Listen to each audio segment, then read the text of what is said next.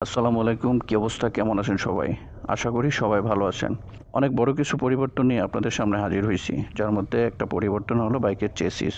এটা হচ্ছে বাইক কোম্পানির তাদের কথা আর কি। তবে যেহেতু 250 ইঞ্জিন, সেহেতু বেসিক তো একটা পরিবর্তন থাকবে, এটা তো স্বাভাবিক। সেই সাথে পাওয়ার, টর্ক, টেকনোলজি সবকিছুই যেন একটু বেশি বেশি। Dual channel ABS, oil cooling system, engine, চারটা ভাল্ব, আগা চিকন গোড়া মোটা। সরি, যা ভাবতেছেন তা না, আগাগোড়া দুই চাকাই কিন্তু মোটা। শক্তির দিক থেকে কিন্তু কোনো কমতি সুজুকি কোম্পানি রাখে নাই। অতএব বাইকটা অনায়াসে কিনতে পারেন যারা পাওয়ার এবং টর্ক নিয়ে বেশি উৎফুল্ল। আমার ভিডিও দেখে আপনি বাইকটা কিনবেন কি কিনবেন না, এটা একান্ত আপনার ব্যক্তিগত ব্যাপার। তবে যা বলতেছি এটা হচ্ছে আমার ব্যক্তিগত মতামত আর কি। এরপরে হচ্ছে ব্রেকিং, কন্ট্রোলিং পাওয়ার সব দিক থেকে 150 থেকে অনেকটা আগায়া। শুধু লুকিংয়ের দিক থেকে মনে হচ্ছে যে 4 বাচ্চার মায়েরে বউ সাজায় নিয়ে আসছে, আইসা বলতেছে যে এটা হচ্ছে আপনাদের নতুন বউ। এই হচ্ছে অবস্থা। বলতেছে 250 মডেলটি নাকি GSX-R 750 থেকে ইন্সপায়ার্ড। এখন GSX-R 750 থেকে ইন্সপায়ার্ড নাকি আমাদের দেশের লবণ ব্যবসায়ীর হাঁপানি FZS V4 থেকে ইন্সপায়ার্ড, এটা আমার মাথায় ধরতেছে না। ওইদিকে আবার বাজাজ কোম্পানি কী করছে, 150-র মধ্যে 250 লাগায়া বাজারে ধুইকা ধুইকা মরতাছে। বেচা বিক্রি নাই, কী করবে?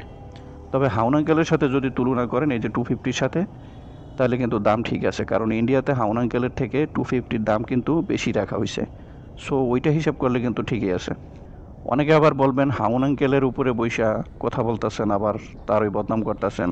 কী করবো ভাই, সত্য সবসময় একটু তিতাই হয়। তবে বাংলাদেশের বাজারে 250 মানে জিক্সার SF 250 যেই কিটালা যে বাইকটা, এটা 3,50,000 এবং নেকেট 3,20,000। এই প্রাইসটা যদি হইতো, আমার মনে হয় বাংলাদেশের বাজারে মোটামুটি একটা হিট করতো।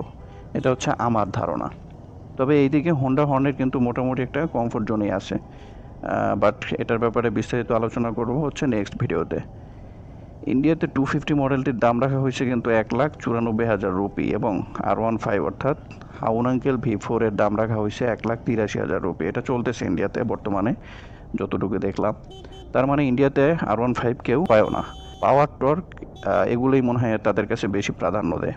ওরা হয়তো জানেই না যে ওদের দেশের অচল মাল আমাদের দেশের পরশ পাথরের ছোঁয়ায় 3,50,000-এর মাল কিভাবে 6 লাখ হয়ে যায়। বাপদাদার নাম নাই, চাঁদ মল্লিকের হালা, ভাবেই সব।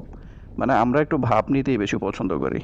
এবার একটু আসেন, কথা আছে না, ফান্দে পড়িয়া বগা কান্দেরে। যেমনটা ফান্দে পড়ছে তার মাস্তুতো ভাই লবণ কোম্পানি। এই ব্যাপারগুলো নিয়ে পরবর্তীতে কথা বলবো। সুজুকি জিক্সার SF 250 4,50,000 টাকা রাখা হয়েছে কিটালা যেটা, আর 4 লাখ টাকা হয়েছে নেকেট যেটা। তো স্পেশাল এডিশন আবার 4,64,000। বাহ, শুধু কিটের জন্যই আবার 50,000 নাই। আমি আগে বলে রাখি, এই বাইকটার পাওয়ার, টর্ক, টেকনোলজি এগুলো নিয়ে আমার কোনো মাথা ব্যথা নাই। আমার মাথা ব্যথা হচ্ছে প্রাইজিং আর মডেলটা। পূর্বের মডেল 150-র মতো সেম রাখছে। অন্তত একই শার্ট দুইটা আসলে সবাই কিনবে না ভাই, এটা যার যার রুচি। তবে ম্যাক্সিমাম মানুষ এই এক ব্র্যান্ডের একই শার্ট মানে দুইটা কিনবে না কেউ একই কালারের। যদি এমনটাই হয় তাহলে এতদিন GSX-R দিয়ে পাবলিককে যে টুপি পরাইলেন, এটা কেন পরাইলেন ভাই? এইবার কি করবেন? GSX-R আর এই 250 দুইটা তো সেম প্রাইজে রাখছেন, এখন কি করবেন? প্রাইস কি GSX-R এরটা কমাইবেন না 250-টা কমাবেন? এটা আপনাদের ব্যাপার। তবে কিছু তো একটা করতে হবে। তবে আপনারা কিছু করেন আর না করেন, জনগণ কিন্তু ঠিকই করে দিবে এবং করতেছে। একটু অপেক্ষা করেন।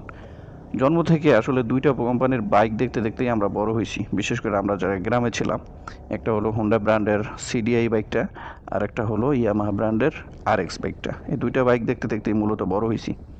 আমি আগেই বলি, ব্র্যান্ড নিয়ে আমার কোনো মাথা ব্যথা নাই, কোনো কমপ্লিমেন্ট নেই। আমার কমপ্লিমেন্ট হচ্ছে সিন্ডিকেট নিয়ে। সিকেডি আর সিভিও কন্ডিশনের গল্প শোনায় শোনায় চিনির দামে লবণ বিক্রি কইরা পোলাপানরে আসাফে কাহাফের নেয় যে ঘুম পাড়াইছেন, সেই ঘুম কিন্তু অনেকেরই ভেঙে গেছে ভাই। রয়্যাল এনফিল্ড এসে প্রত্যেকের বিচিতে আলতো করে টোকা দিয়ে বলতেছে, ঘুম থেকে এবার ওঠো, তোমাদের জন্য একটা মেসেজ ড্রপ করব। কি মেসেজ? এতদিন তোমরা যে চিনির দামে লবণ কিনে খাইছো, এবার তোমাদেরকে লবণের দামে চিনি খাওয়াবো। ঠিক তাই হইল। 350 সিসির বাইক 3,40,000 থেকেই শুরু করে দিল। যাই হোক, অন্যান্য কোম্পানির ঘুম হারাম। এখন যে যেভাবে পারতাছে সেইভাবে মারতাছে। এতক্ষণ যে বাইকটা নিয়ে বকবক করছি, এই বাইকটা হলো সুজুকি জিক্সার SF 250। আজকে এ পর্যন্তই। ভিডিওটা ভালো লাগলে অবশ্যই আমার চ্যানেলটি সাবস্ক্রাইব করবেন, পেজে ফলো দিয়ে পাশে থাকবেন। আর হ্যাঁ, নেক্সট ভিডিওতে কথা হবে হর্নেট 20 নিয়ে। সবাই ভালো থাকবেন। আল্লাহ হাফেজ।